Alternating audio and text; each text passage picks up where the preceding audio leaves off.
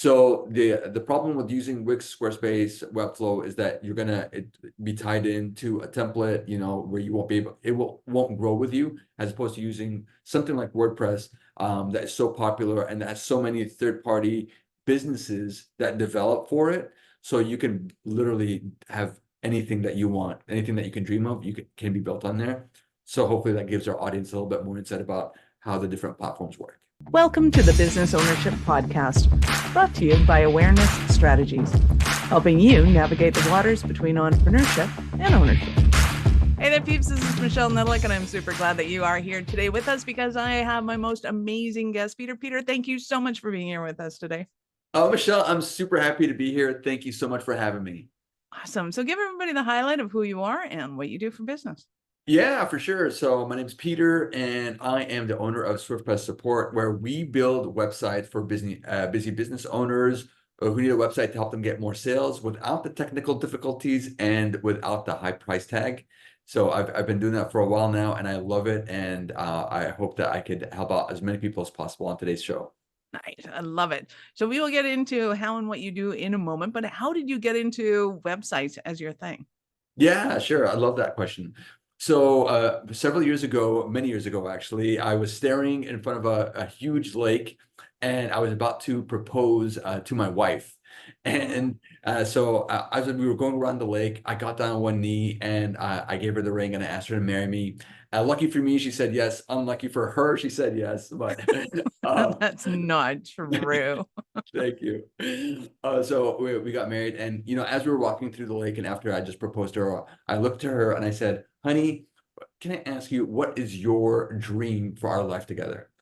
And she looked at me and she says, "You know what? I know that a lot of women like to have careers and maybe have a business or something, but for me, I want to be able to work at home with my kids. So if it's at all possible, I'd like to stay at home and work with the kids." And at that point, that's when it was deposited in me that, hey, I need to keep my wife's dream of her being able to not have to get a job, and to be able to earn enough so that she could be able to stay at home and work with our kids. So after about 1 year after we got married, we had our first daughter, Bella. That was in 2011. Is that the picture you have behind you by chance? Yes, that's She's so cute. Thank you. So Adorable. yeah, that's my whole family. That's a long time ago. That story is maybe, no, pardon me, that picture is maybe about 7 or 8. They were adorable. Yeah, thank you. So that first year, after the first year, we had Bella. Then after 3 years, we had Andrew.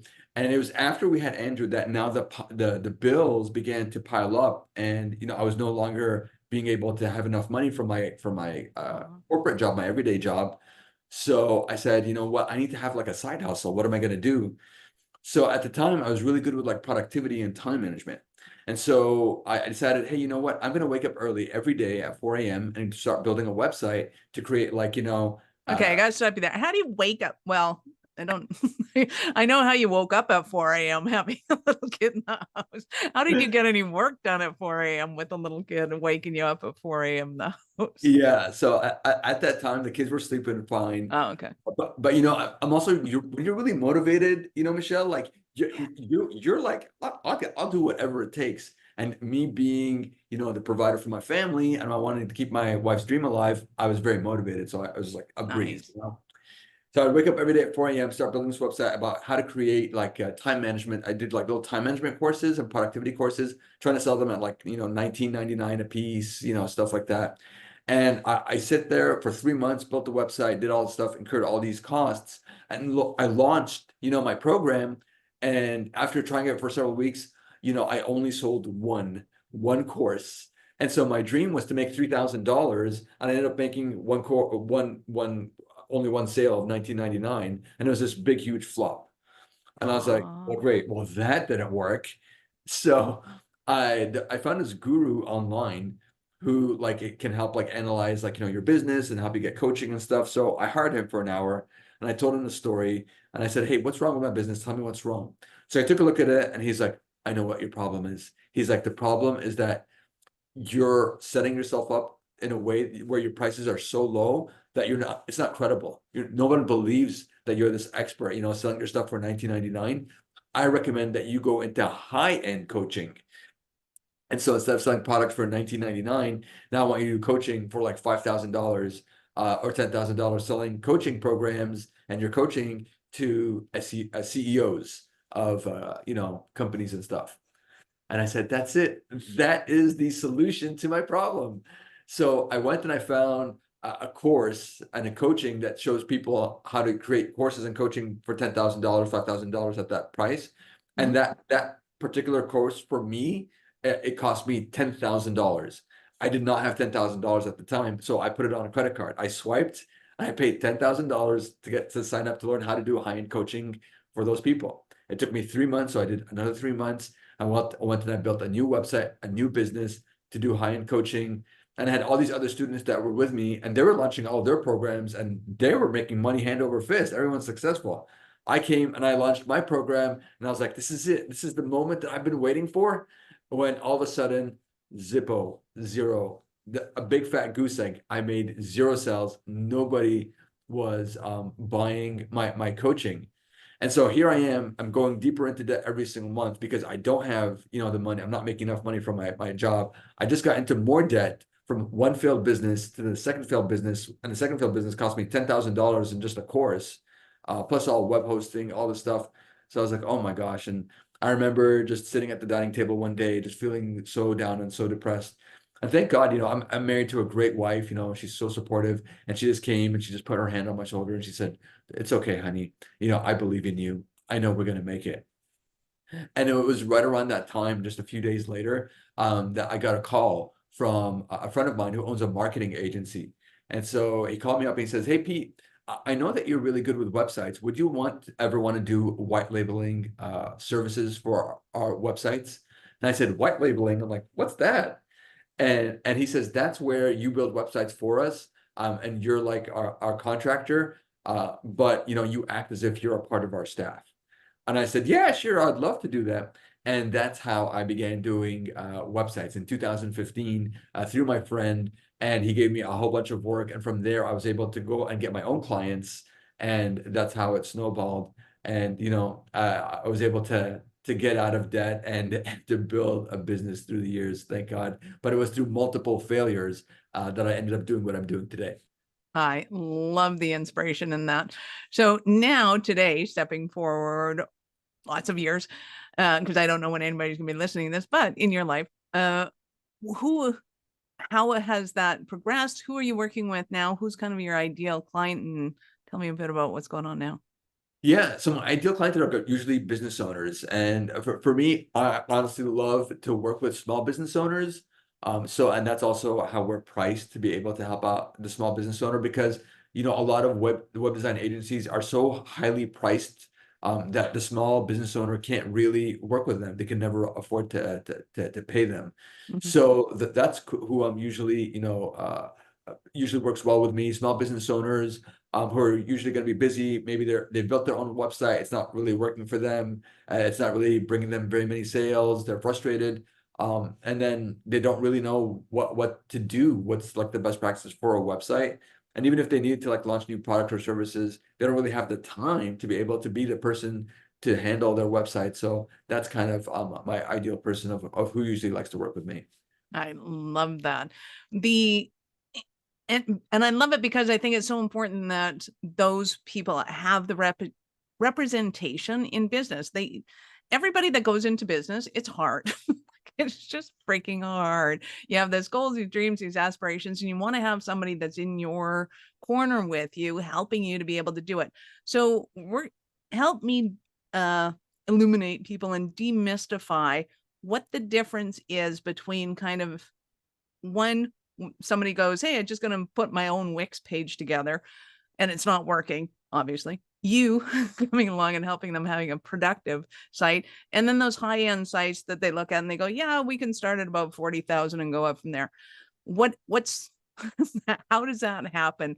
And explain that to somebody that doesn't really understand websites and like, I just have to have a website, right? Yeah, what an incredible question. And I love this question, Michelle. And it also shows how savvy you are that you have experience because you hit the nail on the head that those big web design agencies could for a website, yeah, they'll charge easy $40,000. And that's literally the price of like a really nice brand new car, like, Right? wow. So, what do you get for that? And honestly, you get those big brands, big design agencies have a lot of employees. They're going to usually be in a building. They have like a certain branding that they want to keep up. So they try to be like, the Louis Vuitton of purses, and so they're like the Louis Vuitton of websites. And so they make you like, this brand and a logo and all these different things. And honestly, you don't really need all of that, to be in business or to make sales.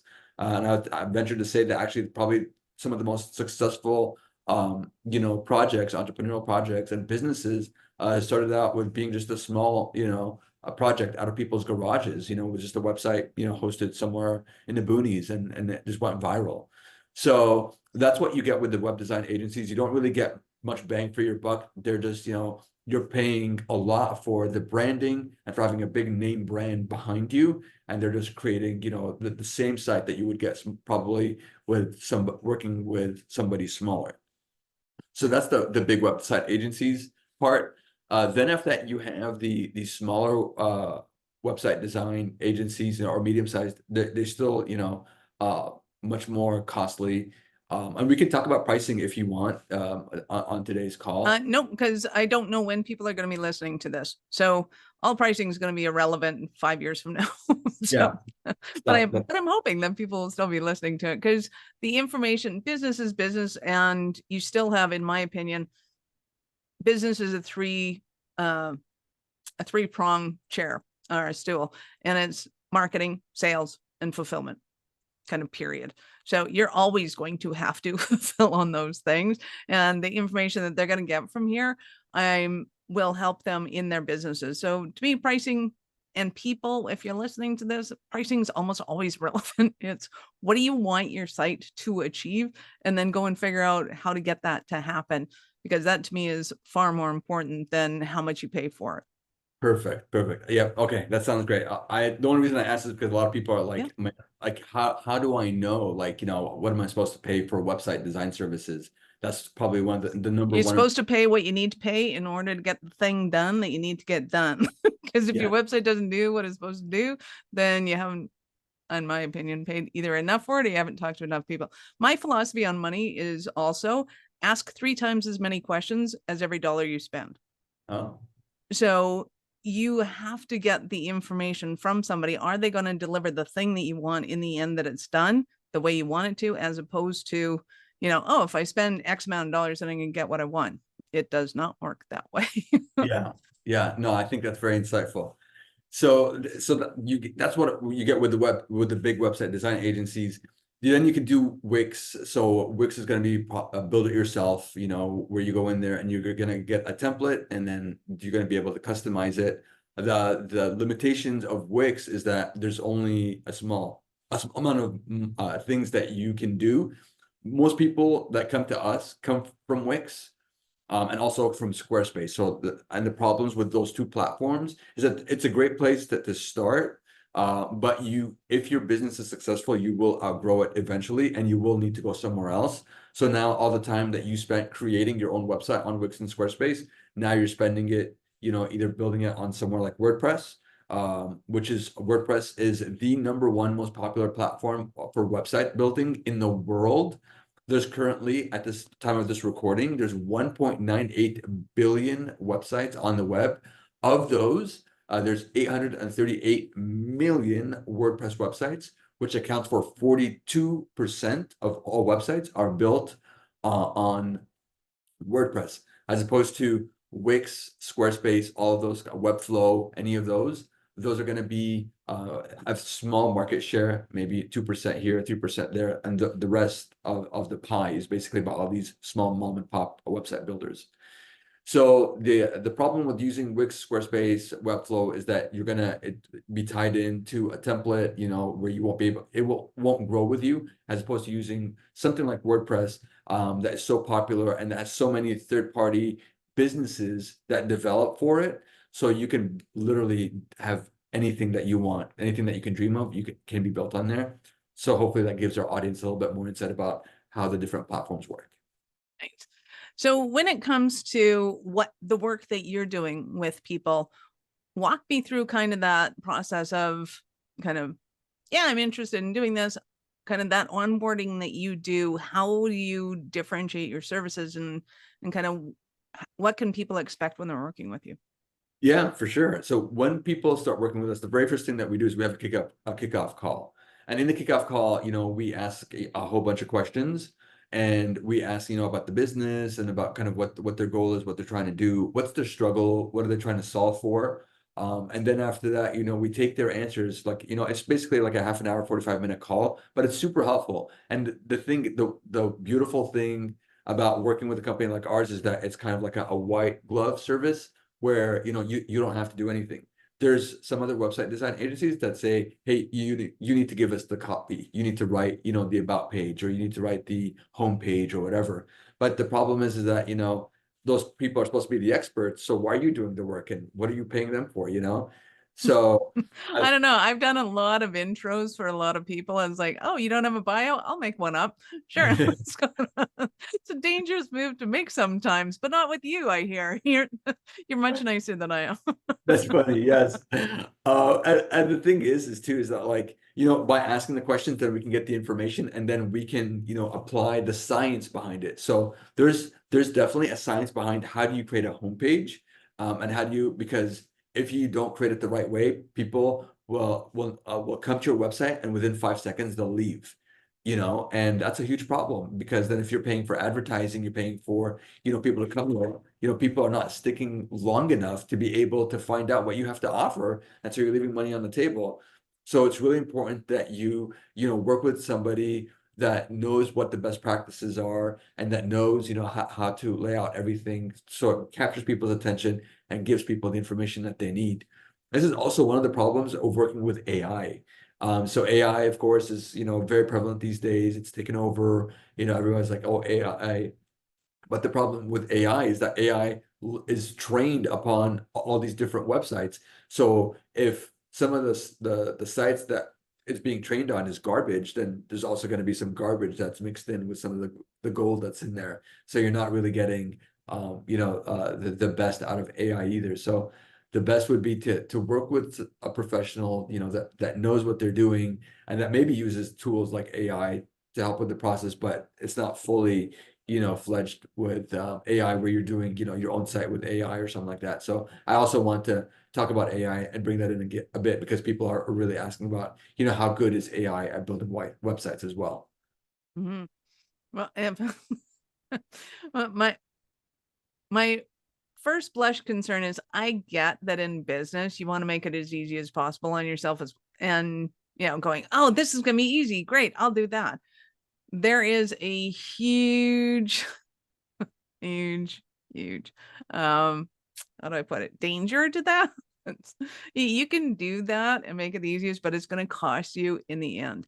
And sometimes people have to go through that process themselves to learn that lesson, that sometimes quick and easy isn't the best. Now, don't get me wrong. I am all about fun, easy, lack of complication. Let's simplify this. How do you get from point A to point B? But you have to take into account the experience of how do I not fall flat on my face as well during that process?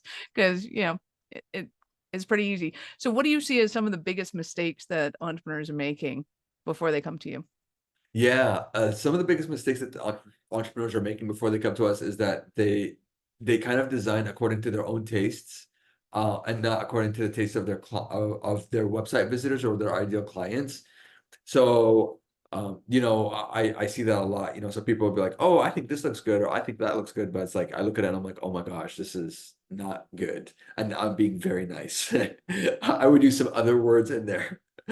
Uh, but so they have blind spots, Michelle. That's the problem. And the problem is, when you have blind spots, is that there's nobody to tell you that, hey, you have blind spots. So then when you come to launch your site, and if you're doing advertising, if you're doing, you're expecting people to go to your site and to come and to give you a call, or to submit your form, or to buy something, and you're not getting it, or it's not working, there's nobody that outside of yourself that can test for that. And that's the biggest mistakes, is that, entrepreneurs, business owners taking on the work themselves, and doing what's right in their own eyes, only to find out later the hard way after they're, sending people to their site, oh, this thing isn't working properly, or hey, this other thing that I set up, oh, it's not, it's like at step two, there's a misfire, there's a bug. And only to find out, well, it's been months and maybe even years, and now, well, you've lost all this money because you didn't have the right tools and the right people who set it up for you in the first place, and who also monitor it on a regular basis. Because technology is technology, your iPhone, your Android, whatever it is, it doesn't work perfectly as the first day that you bought it. So it needs ongoing maintenance, and it's the same thing too. And I find a lot of people with, I mean, if we look at a disc profile, there's four points and four characteristics, right? Only one of those quarters is techies really, really, really understand software and all that kind of fun stuff. But and then there's others that are in the extreme kind of away from the techie quadrant that are going, I just don't want anything to do with tech. And if I put my head in the sand, then it'll go away, right?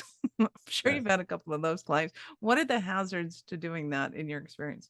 Yeah. Before I answer that, I wanted to get back about the disc profile because I love the disc profile. So what are you, by the way? What do you think I am?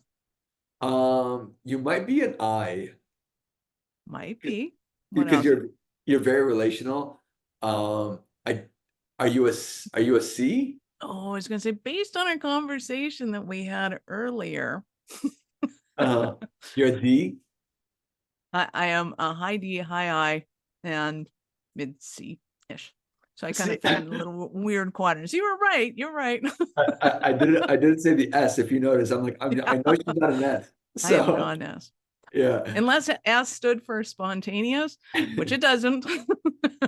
I'm not an But S. see, you're high D, high I. So that's why I give you I at the first because you're Yep. highly relational. So I gave you I.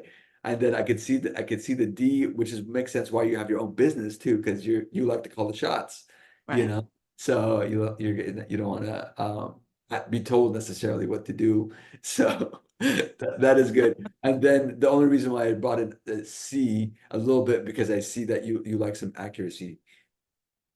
Well, and it's more that I kind of sort of understand that the tech and the to me C's are kind of stereotypically your engineers, your techs, your they have to uh, they have to make things right because the biggest fear is that somebody's going to die. If I don't build this right, somebody's going to die. And whereas S's, in my experience, somebody is going to get on the show and they're going to go, that's not true. Great. If you're a disc profiler or whatever, go ahead and put your comments in the show notes right now. And this is going to be great. So in my opinion, the S's are all about systems, but more like stereotypically a librarian, right? That you have to go by the Dewey Decimal System. Color coding is not acceptable. You have Yeah. to abide by the rules in the rules of driving, rules of whatever, whereas the high C's are going by the rules of gravity and little different systems. So yeah, me and rules are yeah. Unless Yeah. somebody's life depends on it. No, that's good. That's good. All right. Awesome. So, where did you want to pick up the conversation again?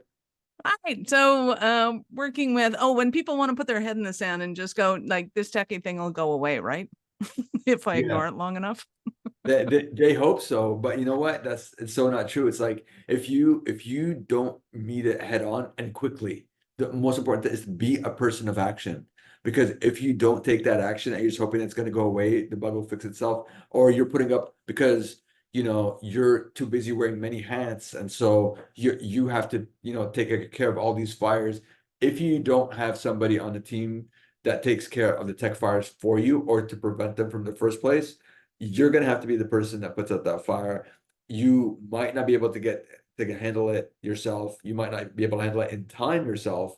And so you end up losing money again. So it's like, in business, sometimes there's like three ways. I say there's three types of learners.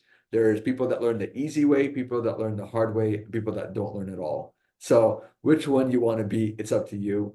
Unfortunately, you could tell from my personality, I have been the guy that's learned the hard way. Like those times I was sharing about my businesses, my failed businesses, those were very difficult lessons that I definitely could have sidestepped.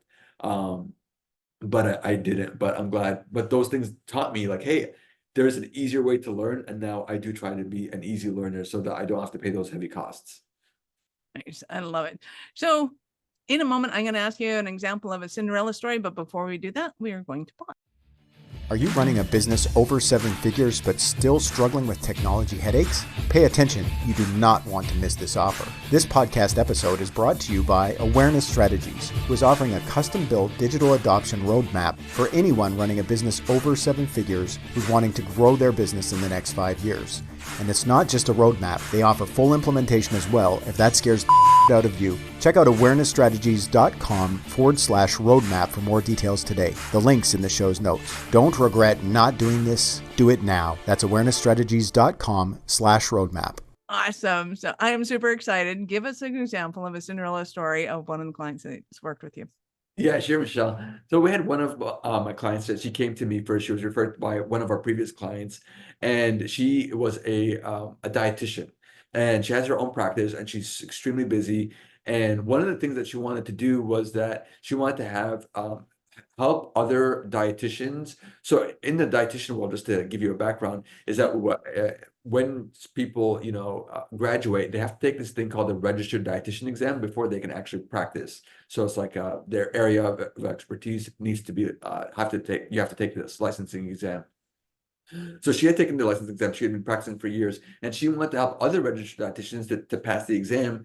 And there were no really good resources, and the resources that were out there, the websites that were offering like preparation for the exam, were like these terribly designed sites. They're not user friendly. They're not price friendly, and she wanted to come up with her own solution. So she went ahead and she hired us, and we built her a site, and we're able to build for her like the curriculum where she was teaching registered dietitians how to pass that exam that I was telling you about. And we launched it, and right off the bat, she was able to target her main audience, and she was able to get a lot of people to be interested in her. So her business idea was phenomenal, and her site was so successful that other registered dietitians who were signing up began to pass the exam like the first time around. And they began to tell other students, hey, go sign up for this website. It's going to really help you. And so she's been in business now 3 years. She makes enough money from her site to be able to quit her original job, which was to be a dietitian, but she loves that job so much, her business, that she continues to have it, and also does this on the side for her, and just brings in extra income.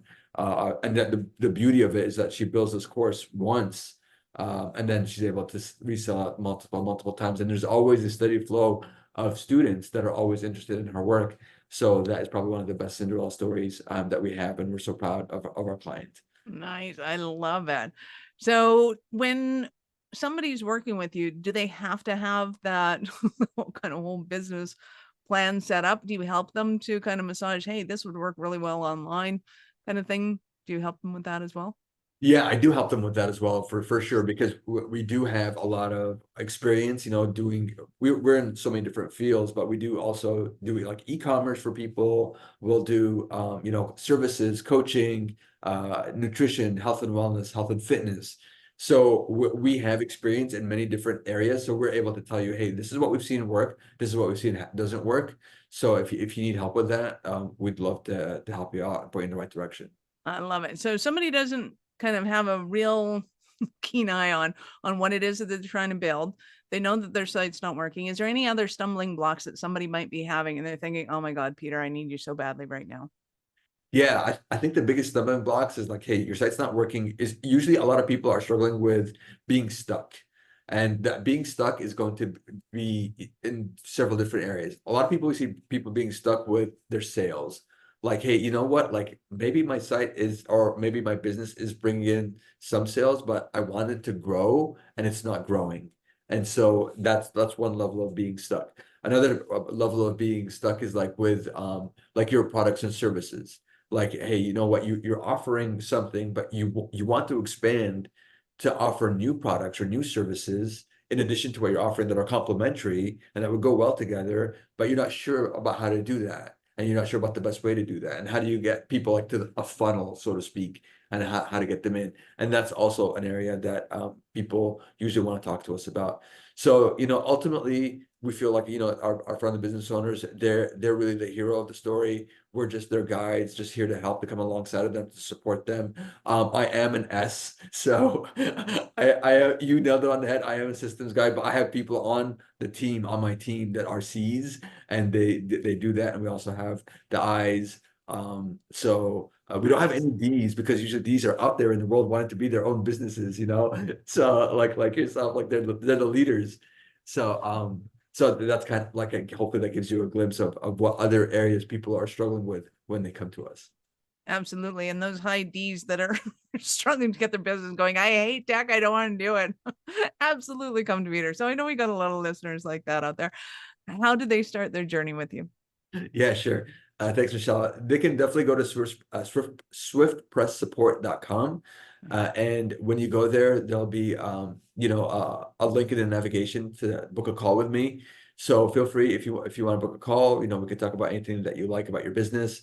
You can also go in the navigation, you'll find a link called freebies. I think it's going to be under the more link. When you go in there, you find several different things that are free, from getting a free website audit. If you want to know, like, how slow or fast your website is loading, that's really important, because that could cause for people to leave your website really quickly. Another freebie that we give to people is that we'll design a brand new homepage for you for free, no strings attached. And just so you know, all of the freebies that are in there, we do no sales pitches afterwards. So we're not going to pitch you any of our stuff. We just want to genuinely help small business owners, because we really believe in them. We are small business owners ourselves, so we want to help our fellow small business owners, and that's how we give back to the community. And if in the future you do need website services, we hope that will be top of mind. But either way, we're just here to serve.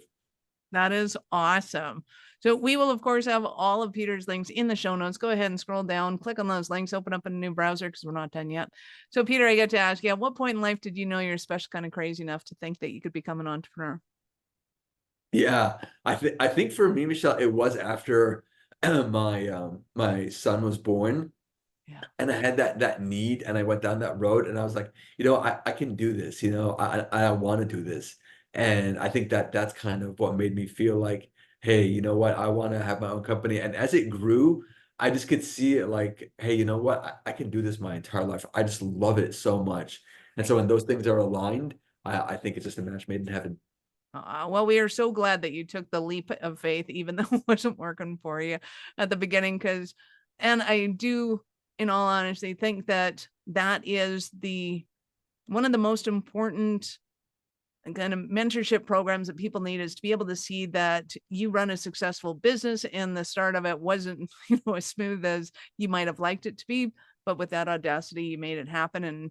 And I want to spread that story everywhere and give people hope, because we are super glad that you're in business and that you're helping people the way you are, because we can feel your heart, and it's awesome.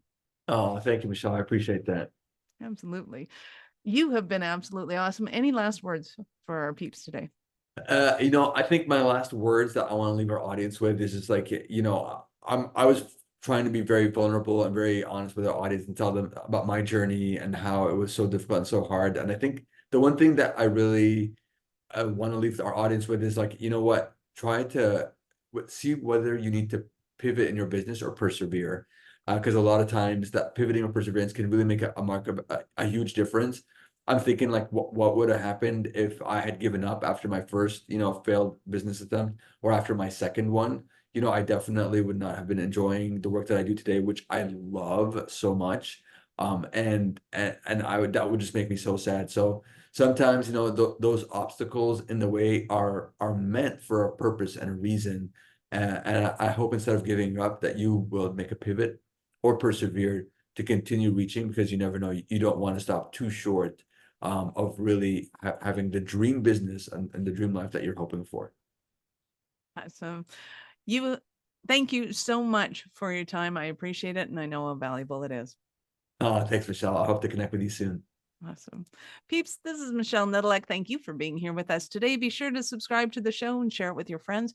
We love helping entrepreneurs grow. Are you running a business over 7 figures but still struggling with technology headaches? Pay attention, you do not want to miss this offer. This podcast episode is brought to you by Awareness Strategies, who is offering a custom-built digital adoption roadmap for anyone running a business over 7 figures who's wanting to grow their business in the next 5 years. And it's not just a roadmap, they offer full implementation as well if that scares the out of you. Check out awarenessstrategies.com/roadmap for more details today. The link's in the show's notes. Don't regret not doing this. Do it now. That's awarenessstrategies.com/roadmap.